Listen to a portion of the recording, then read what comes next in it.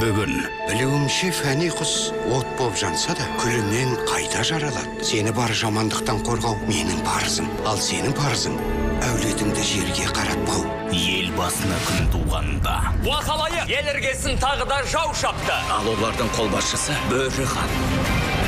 Бөрі хан мыстан әйелмен күш біріктірген. Тәңір берген 2 қызым бар. Соғысқа мен барам. Салған тыйымға қарамастан. Уа киелім, қасиетті фәни құс, қызым Муланды қолдай көріңдер.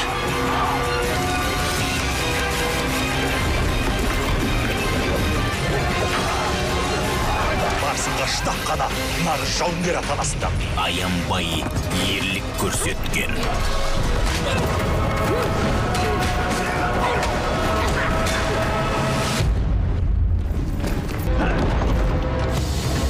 Мыңбасы!